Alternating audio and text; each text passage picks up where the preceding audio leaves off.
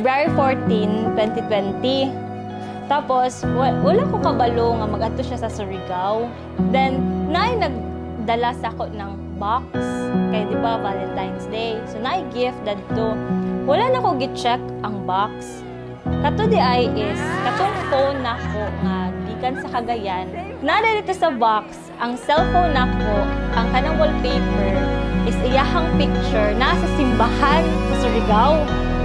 Siguro iyahang cue ato is, pag once makita na nako ang cellphone, kanang makafeel ako, hala si Danny din sa Surigao, anak.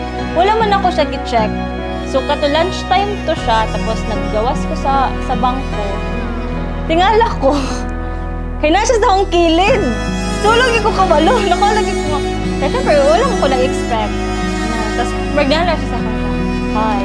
Magnihay siya sa akin. Hala, nalagi ka. So, gawin akong katawahan. Kaya bitaw, nasawan ka nga, na-surprise ka. Pagkalita ito pagkagabi, nag-date man me. Ito na dahil ako siya gusto. Niana, pagkit siya sa ako, anak. Asa man mo gibatang ang box? Ay ko nga, sa kilid. Asya na, naroon ba dito ang cellphone? Ay ko nga, oh, nandun ang cellphone. Dali-dali na lang dahil ko nga. Okay. Model lang ka. Tapos, na-appreciate na ko to kay before siya nag-add to, kaya nga ako, kanang ate na ko, akong parents, wala mo ba sila? Asa ka mag-add to, isa ka kauban.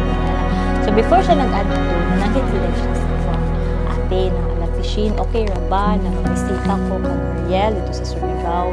Ang ako na din ang ate ang nananghit sa kong mama nga, mag-anto ra ba si Danny?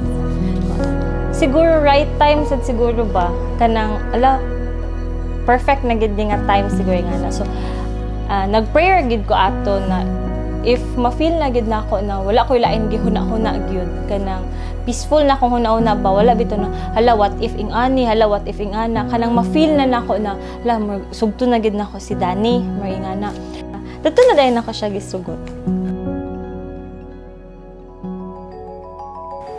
For better or for worse, for richer or for poorer, in sickness and in health, until death do us part. It was just two lovers sitting in the car, listening to Blonde, falling for each other. Pink and orange skies, feeling super childish. No Donald Glover. Missed call from my mother, like where you at tonight? Got no alibi. I was all alone. Understanding, kindness, forgiveness, humility, and above all, there is love. These are the core values of marriage. I don't need no lie.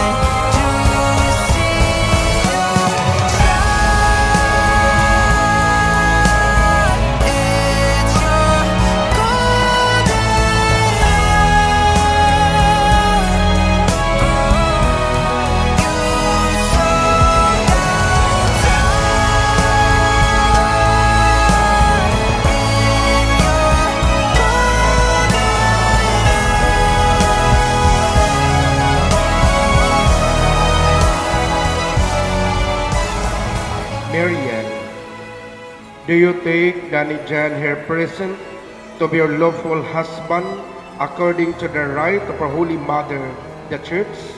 Yes, Father, I do. Danny John, do you take Mariel here present to be your lawful wife according to the right of our Holy Mother, the Church? Yes, Father, I do.